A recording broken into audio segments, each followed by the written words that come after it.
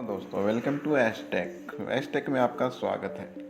इस वीडियो में मैं बात करने वाला हूँ Realme 12 Pro Plus की कुछ प्रॉब्लम्स के बारे में। जी हाँ, वैसे तो मुझे पता आपने Realme 12 Pro Plus से रिलेटेड कई वीडियो देख ली होंगी, वहाँ आपको इसकी बढ़िया बढ़िया तारीफ भी सुनने को मिल गई होगी।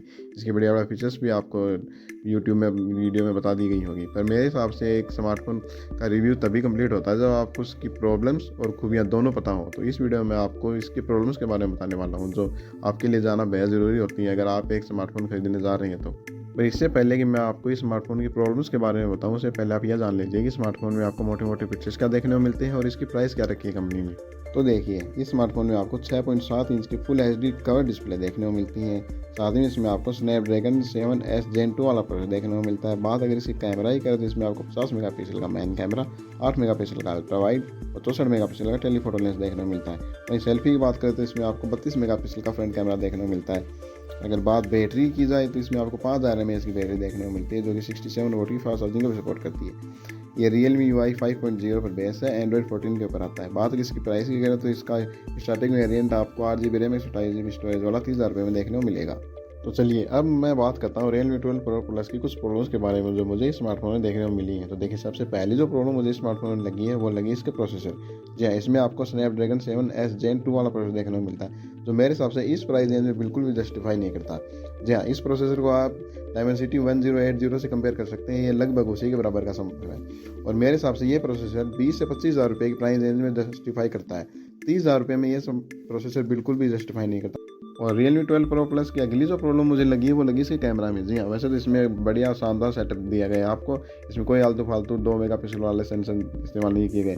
तो इसमें जो प्रॉब्लम मुझे लगी वो यार इसकी स्लो प्रोसेसिंग लगी है। जी हाँ, इसमें आप 50 मेगापिक्सल के सेंसर से जब आप फोटो क्लिक करेंगे ना, तब उसकी प्रोसेस बहुत ज़्यादा स्लो होती है अदर जो स्मार्टफोन आते हैं उसके मुकाबले में। साथ ही साथ इसमें आपको अल्ट्रा वाइड जो सेंसर दिया गया है 8 मेगापिक्सल का, वो मेरे हिसाब से काफ़ी कमज़ोर है। 30,000 रुपये की प्राइस रेंज में मेरे हिसाब से कम आपको 12 मेगापिक्सल का अल्ट्रा वाइड सेंसर जरूर दिया जाना चाहिए था।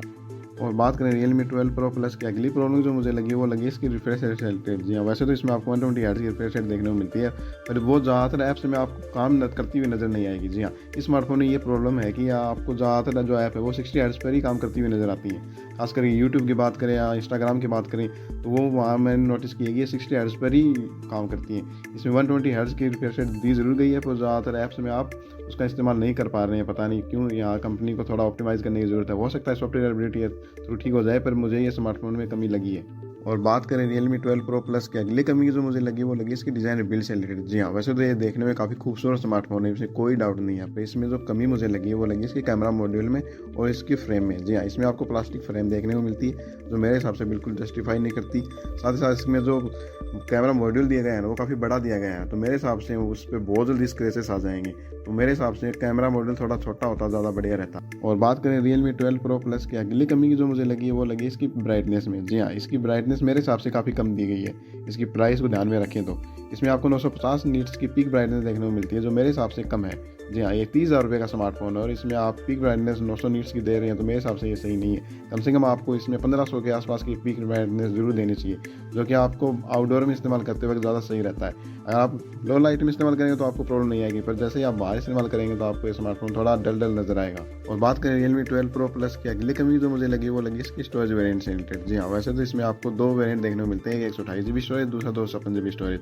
पर मेरे हिसाब से इसमें आपको एक वेरिएंट और देखने को मिलता ज़्यादा बढ़िया रहता है, वो 512GB स्टोरेज वाला। क्योंकि स्मार्टफोन आप मेमोरी कार्ड भी एक्सटेंड नहीं कर सकते, तो मेरे हिसाब से कम आपको हायर वेरिएंट 512GB स्टोरेज वाला जरूर रखना चाहिए था। तो ये कुछ प्रॉब्लम थी जो मुझे Realme 12 Pro Plus में नजर आई और मैंने आपके साथ साझा कर दी। अगर आपको इन प्रॉब्लम से ज़्यादा फर्क नहीं पड़ रहा है और आपने मन बना लिया है कि आपको यही स्मार्टफोन लेना है, तो आप इस स्मार्टफोन की तरफ बिल्कुल जा सकते हैं। आपको निराश नहीं करेगा, खास करके डिज़ाइन के मामले में तो बिल्कुल भी निराश नहीं करेगा आपको ये स्मार्टफोन। आपको ये स्मार्टफोन लेना है तो आपका बाय लिंक मेरे डिस्क्रिप्शन बॉक्स और कमेंट बॉक्स में देखने को मिल जाएगा। आपको ये वीडियो पसंद आई है तो please like and subscribe @tech channel.